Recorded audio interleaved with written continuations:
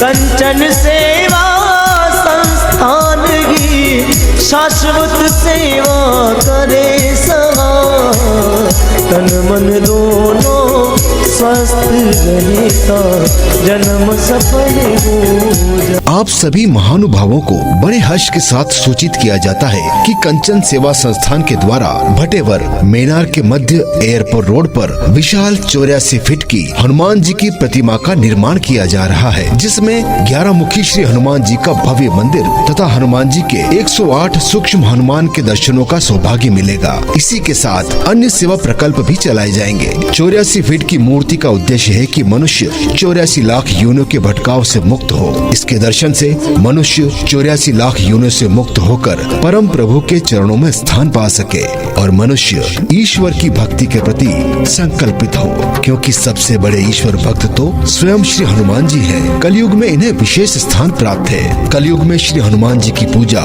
विशेष फलदायी होती है। श्री हनुमत धाम द्वारा अष्ट धातु की 21 फीट की हनुमान गदा का निर्माण भी किया गया है। यह गदा पूरे भारत में विभिन्न शहरों में भ्रमण कर रही है। यह गदा 12 ज्योतिर्लिंग घूमते हुए विभिन्न तीर्थों में भ्रमण करेगी। इसका विभिन्न शहरों में भव्य स्वागत किया जा रहा है। आप भी इस गदा का अपने शहर में यजमान बनकर स्वागत समारोह कर सकते हैं। इस हेतु हमारे द्वारा उपलब्ध कराए गए फोन नंबर पर संपर्क कर सकते हैं। संस्थान के द्वारा अन्य सेवा प्रकल्पों में वृद्धाश्रम, आदिवासी क्षेत्रों, असहाय एवं निर्धन जनों को अन्न वस्त्र वितरण, बच्चों को पढ़ाई सामग्री वितरण करना एवं निःशुल्क अन्न क्षेत्र का निर्माण भी। मनुष्य स्वस्थ रहे इस हेतु संस्थान द्वारा जगह जगह निःशुल्क चिकित्सा शिविर आप श्री दानदाताओं के सहयोग से आयोजित किए जाते हैं। आप भी अपने शहर में चिकित्सा शिविर लगाने के लिए संपर्क कर सकते हैं। मंदिर निर्माण में आपका सहयोग प्रार्थनीय है। इस पुनीत सनातनी कार्य में सेवा के भागीदार बनकर पुण्य का लाभ अवश्य प्राप्त करें। आते हैं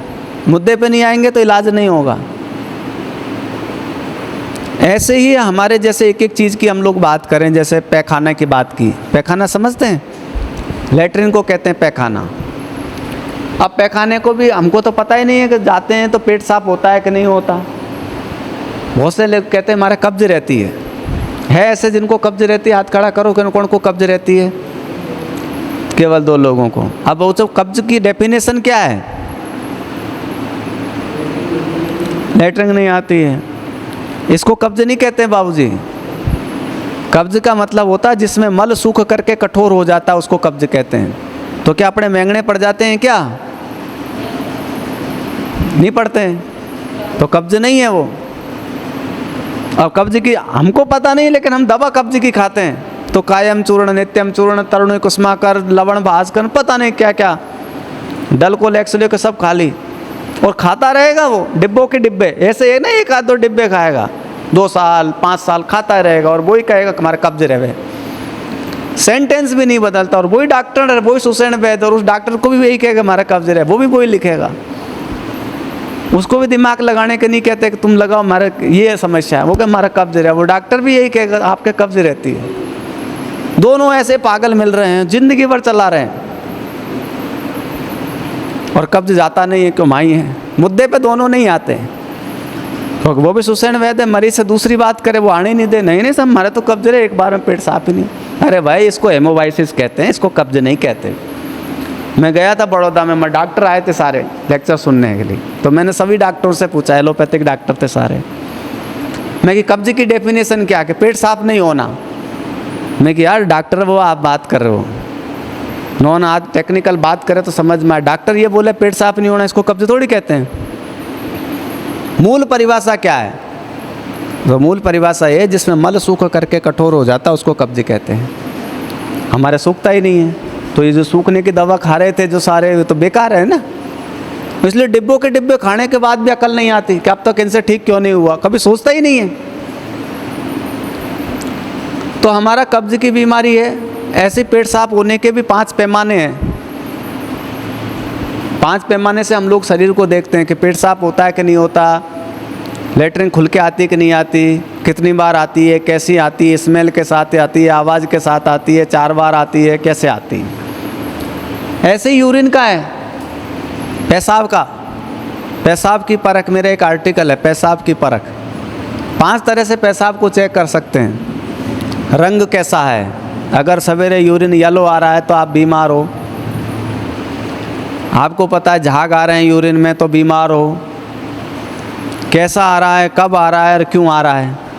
जैसे बहुत से लोगों का आता है ना, बार बार जा रहा है, बहुत से लोगों को 2 धार मारा, बहुत को बिखरा हुआ आता है। ऐसे यूरिन के भी 5 पैमाने होते हैं, पता सब लग जाता है। लेकिन उससे पूछो पेशाब कैसा आता है, वैसे बढ़िया आता है, सब कपड़े ख़राब करके आया है जबकि। लेकिन वो बात नहीं करना चाहता मुद्दे पर, तो उसका इलाज होगा नहीं इस जन्म में, अगले जन्म की तैयारी होगी। इसलिए हमारी बीमारियां इस जन्म से दूसरे जन्म तक कन्वर्ट होती रहती है। तो ऐसे ही पेशाब की 5 परख होती है, ऐसे सब चीज़ों की हमारे धीरे धीरे परख करते हैं, तो हम लोग एक विज्ञान पर पहुँचते हैं, एक ट्रीटमेंट पर पहुँचते हैं। वो ट्रीटमेंट हमारे जीवन को नया बनाता है। तो ये हम थोड़े से मोटापे पे चर्चा करें। मोटापे से दिखावट, बनावट, सजावट और रंगावट, जो 4 भाग होते हैं वो इम्बैलेंस हो जाते हैं। देखने का खूबसूरती चली जाती है, गेंडा हो जाता है, फूल फूल के गुब्बारा हो जाता है, न चला जाता है, न बैठा जाता है, न उठा जाता है। तो जो चमड़ी का रूप, रंग, लावण्य जो सब होता है वो सब उसका खत्म हो जाता है। तो मोटापे में हमारे आहार की भी एक बहुत बड़ी चर्चा है। कौन सा आहार लें, कब लें, कैसे लें। तो आहार भी उसी आधार पर निर्धारित होगा, उम्र के आधार पर, काम के आधार पर, मौसम के आधार पर, अवस्था के आधार पर। अब जैसे दांत है कि नहीं, तो चिकित्सा में हलवा लिखवाओ डॉक्टर से, रसमलाई, रसगुल्ले, ऐसी चीज़ें लिखवा सकते हो आप। लेकिन डायबिटीज़ बड़ा नहीं खाने देते, वो तो एकदम बैठे गया है कंठ पे आकर के। तो ऐसे डायबिटीज़ के लिए बहुत से लोग जो करेले का प्रयोग करते हैं ऐसे डायबिटीज़ वाले जो करेला यूज़ करते हैं, नीम खूब यूज़ करते हैं। बेचारा खाता ही रहता है, खाता ही रहता है, खाता ही रहता है, चिरायता खाएगा, कुटके खाएगा। ये डायबिटीज़ के लिए नहीं है। लेकिन हम सोच रहे हैं हम कड़वी चीज़ जितनी खाएंगे उतना ही डायबिटीज़ ठीक होगा। जवानी में भी शक्कर नहीं खाता था, इतनी बुढ़ापे में तो सभी त्याग दिया। ये सब नॉन टेक्निकल ट्रीटमेंट है। टेक्निकल ट्रीटमेंट हमारे डायबिटीज़ के अलग, डाइजेशन वाले भाग के लिए, किडनी वाले भाग के लिए, ऐसे ही मोटापे के लिए है। तो मोटापे को कम करने के लिए जो आते हैं उनके पावर को बढ़ाएं, पिगमेंटेशन को बढ़ाएं। तो उसको बढ़ाने में लौकी है, खीरा है, अदरक है, तुलसी है, इसके अलावा हरा धनिया है। फलों में अगर जाते हैं हम लोग तो सेब है, अनार है, नाशपाती है, बब्बू बोसा है, ये हमारे आउटपुट को बढ़ाते हैं। अब हमारा कौन सा पार्ट वीक है उसके आधार पर चिकित्सा करते हैं। ये थोड़ा सा मोटापे के लिए टेक्निकल विषय है। ऐसे हार्ट की तकलीफ रहती है तो हार्ट के लिए अलग अलग ट्रीटमेंट है। तो हम लोगों को उन विषयों को समझना है, समझ कर काम करना है। अगर वो काम करेंगे समझ करके तो मेरे ख्याल से हम सब बीमारियों से मुक्त हो जाएंगे। ठीक है। आपको इन 2 बीमारियों के लिए आपको कोई पूछना है तो आराम से पूछें, फिर इसका विसर्जन करते हैं। समझ में आ गया?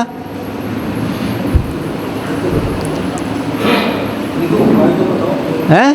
कब्ज किसी की रहती है, हाँ, तो उसको क्या उपाय करना चाहिए या क्या काम करना चाहिए, क्या होना चाहिए, अभी उनको सोचना है। देखो कब्ज तो किसी को होती नहीं है ना। यहाँ कब्ज का तो कोई मरीज ही नहीं रहा। खाया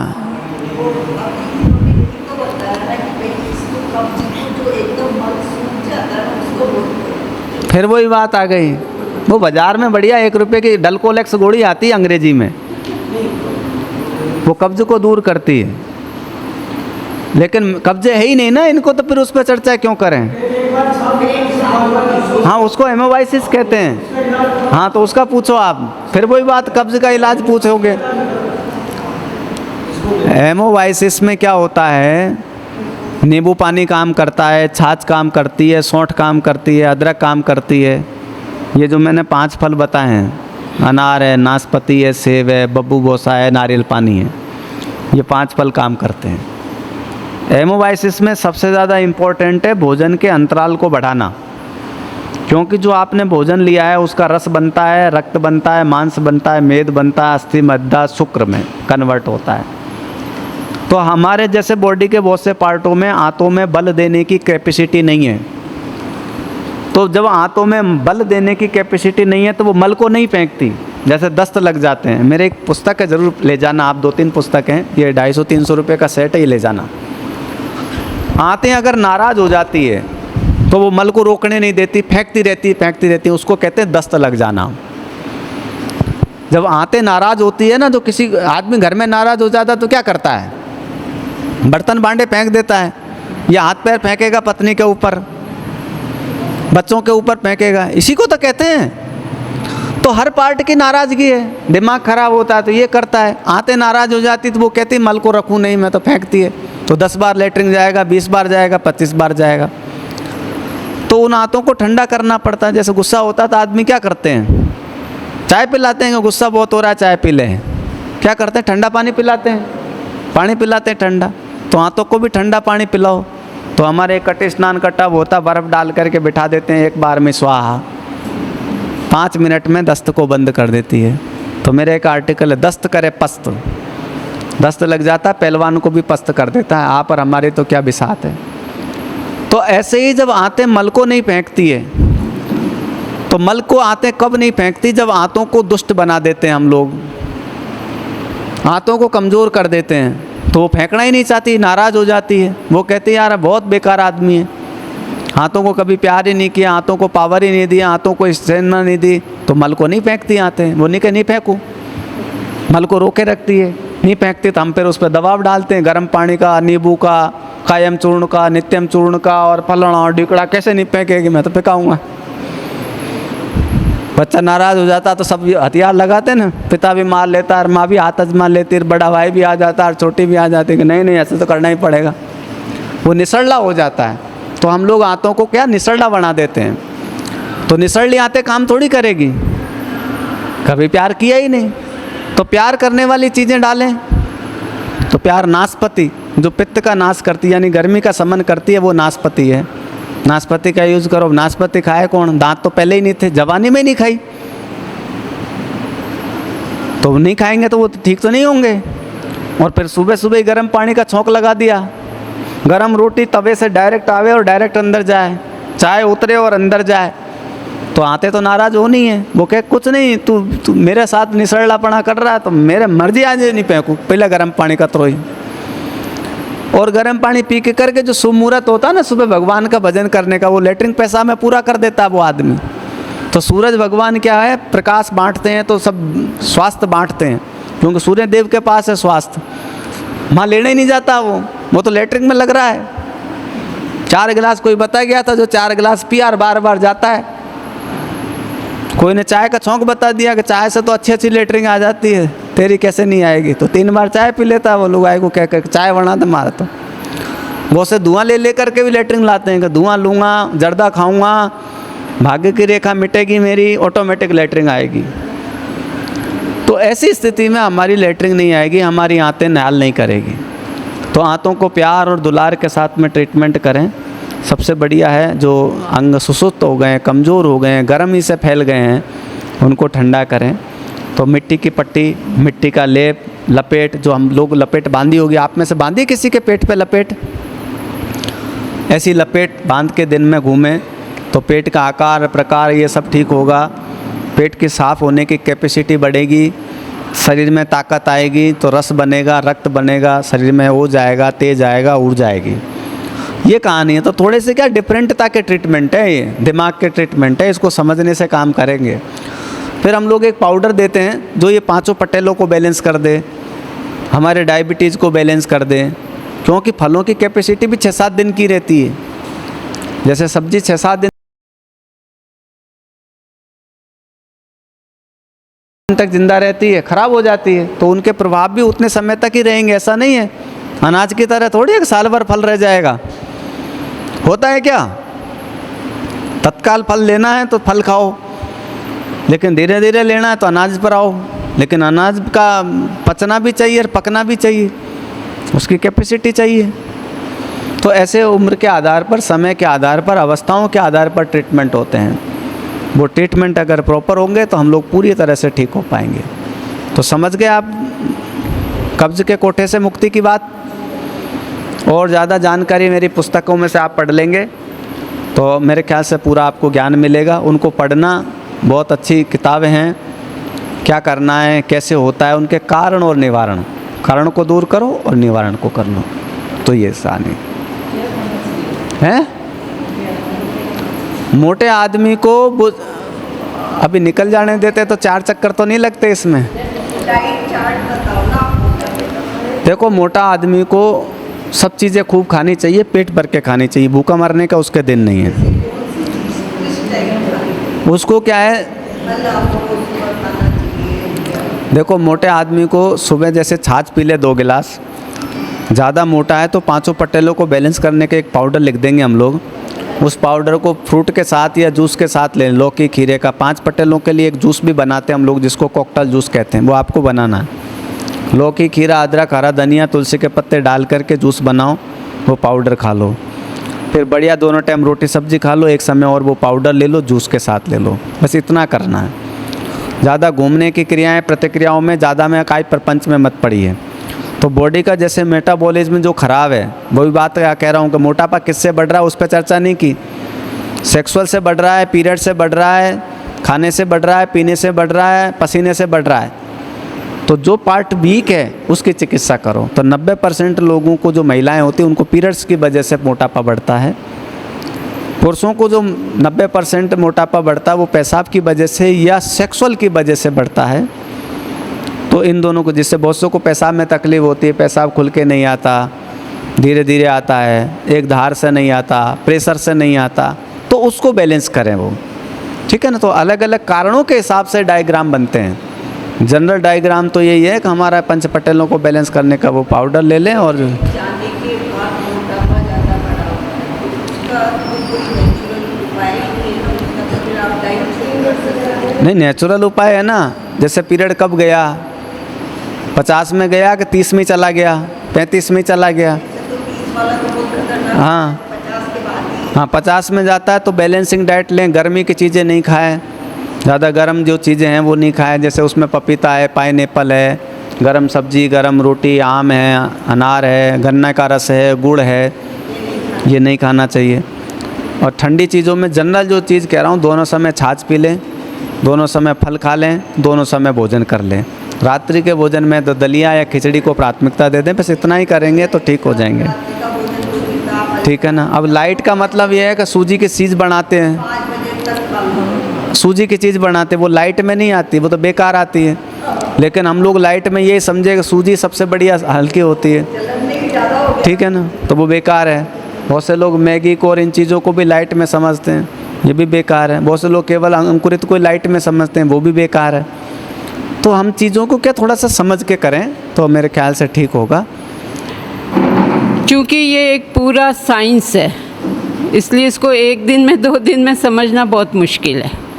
और बहुत विस्तृत अगर आप जानकारी चाहते हैं तो आप इस लिटरेचर को भी पढ़ें, कोई दिक्कत नहीं है। आप ऐसा नहीं है कि नहीं पढ़ करके नहीं समझ सकते, पढ़े लिखे लोग सब समझ सकते हैं। और चूँकि हमारी प्रकृति से जुड़ा हुआ है, हमसे जुड़ा हुआ है, तो हमें वो आसानी से समझ में आ सकती है। और दूसरा यही है कि इस समय हम सिर्फ यही सोचें कि भाई हमें अपने लिए क्या चाहिए, उसके साथ क्या हो रहा है, उसके साथ क्या रहा, उसके साथ क्या हो रहा है। अगर ये सोचेंगे तो हम कंफ्यूज्ड हो जाएंगे।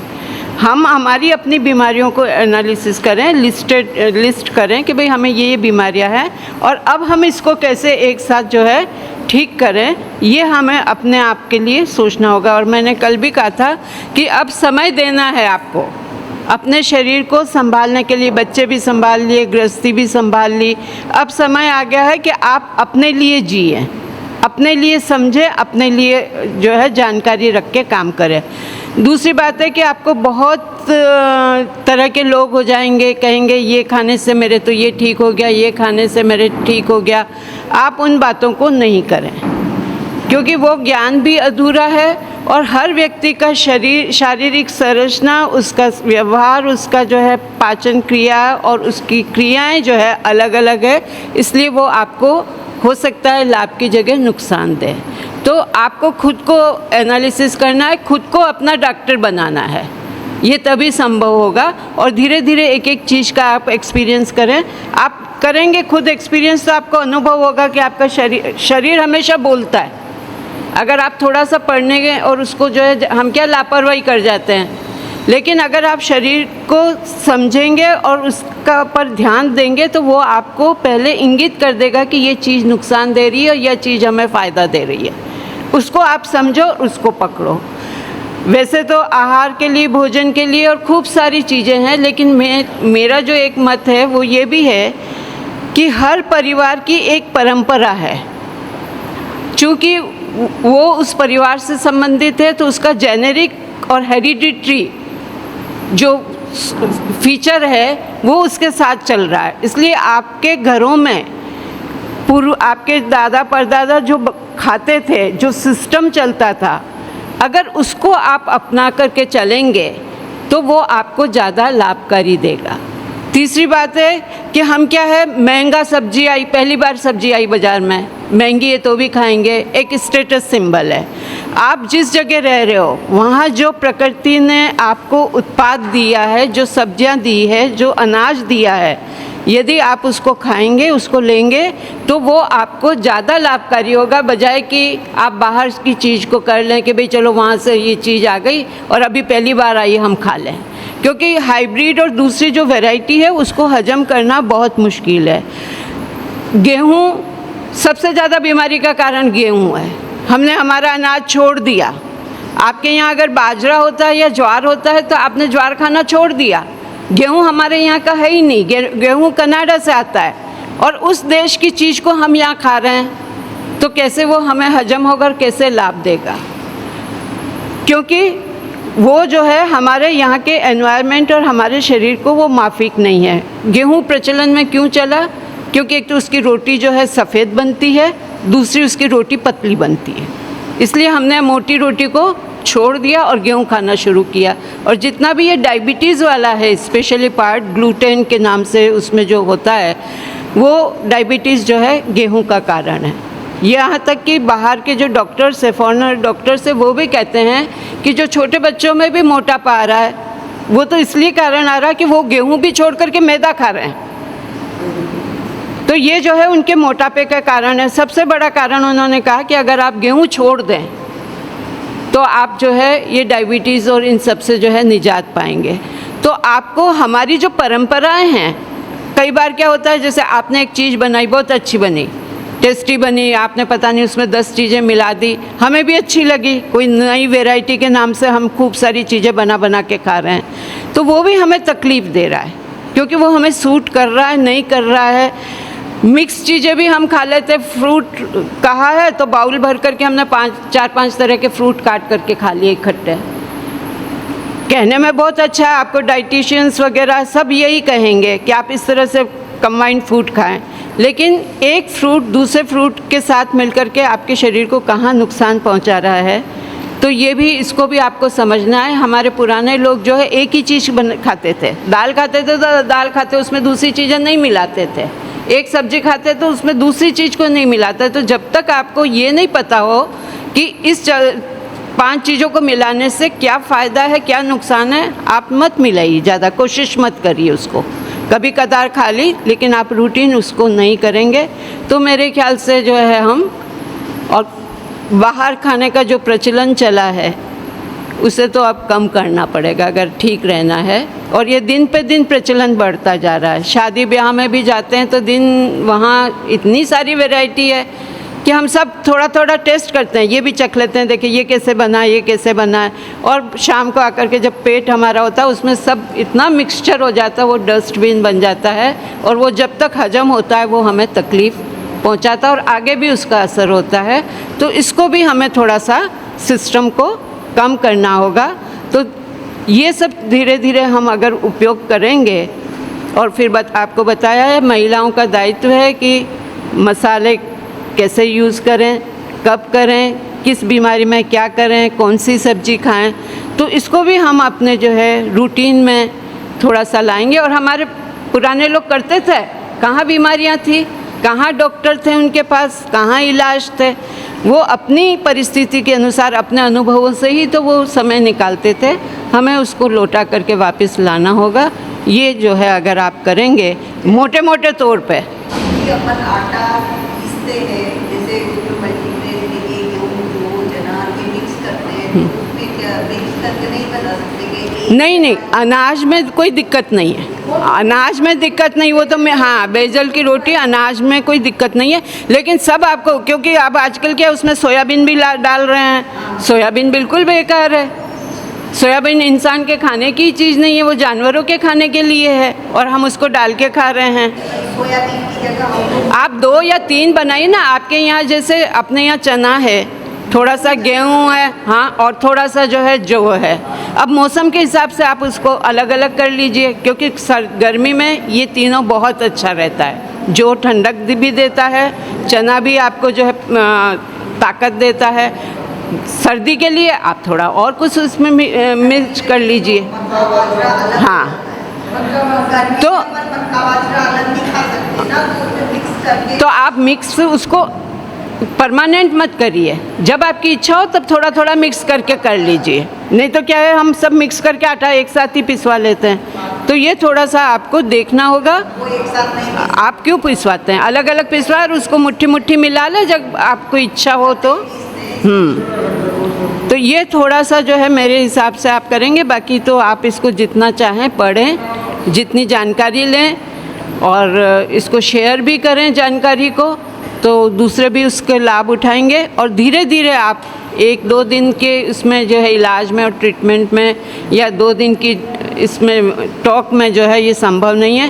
कभी आप ऐसे भी कर सकते हैं, एक सेमिनार रखिए डॉक्टर साहब का 6 दिन का, सुबह शाम अलग अलग टॉपिक पे भी बात कर सकते हैं, तो ऐसा भी कर सकते हैं, क्योंकि इसको समझना ज़रूरी है। फल तो एक बार में ही खा सकते हैं, एक खा लीजिए, 2 हाँ, तो नहीं, बहुत से लोग जूस में सब मिक्स करके पी लेते हैं। जहाँ तक हो आप जूस, हाँ, तो कभी कदार तो ठीक है। जूस भी जैसे आप जनरली जूस पी लिया, अरे आप फ्रूट खा सकते हैं, जूस में तो खूब सारा फ्रूट जाएगा, खूब सारी शुगर जाएगी। आप अगर खा सकते हैं तो उसको कोरा खाइए। तो एक क्या है, ये फैशन सा भी बन रहा है कुछ कुछ, उससे थोड़ा सा हमें हट के रहना है। दांतों को एक्सरसाइज भी मिलेगी अगर हम फ्रूट खाएंगे। हम जूस पिएंगे तो दांतों के तो कोई काम नहीं आएगा, उसमें हाँ, फाइबर्स भी सब निकल जाएगा।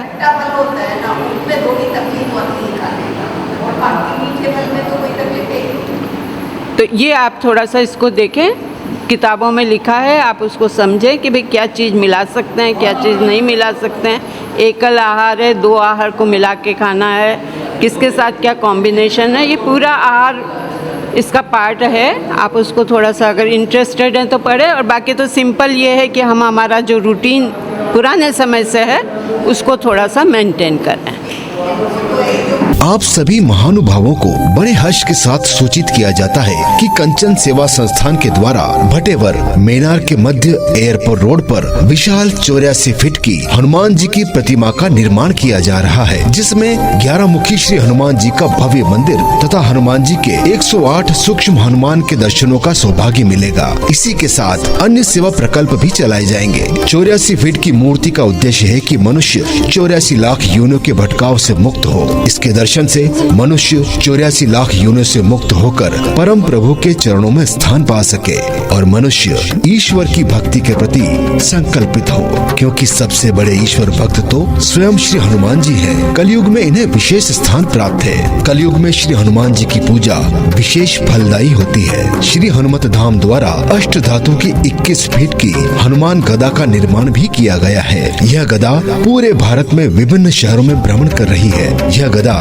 12 ज्योतिर्लिंग घूमते हुए विभिन्न तीर्थों में भ्रमण करेगी। इसका विभिन्न शहरों में भव्य स्वागत किया जा रहा है। आप भी इस गदा का अपने शहर में यजमान बनकर स्वागत समारोह कर सकते हैं। इस हेतु हमारे द्वारा उपलब्ध कराए गए फोन नंबर पर संपर्क कर सकते हैं। संस्थान के द्वारा अन्य सेवा प्रकल्पों में वृद्धाश्रम, आदिवासी क्षेत्रों, असहाय एवं निर्धन जनों को अन्न, वस्त्र वितरण, बच्चों को पढ़ाई सामग्री वितरण करना एवं निःशुल्क अन्न क्षेत्र का निर्माण भी। मनुष्य स्वस्थ रहे, इस हेतु संस्थान द्वारा जगह जगह निःशुल्क चिकित्सा शिविर आप श्री दानदाताओं के सहयोग से आयोजित किए जाते हैं। आप भी अपने शहर में चिकित्सा शिविर लगाने के लिए संपर्क कर सकते हैं। मंदिर निर्माण में आपका सहयोग प्रार्थनीय है। इस पुनीत सनातनी कार्य में सेवा के भागीदार बनकर पुण्य का लाभ अवश्य प्राप्त करें।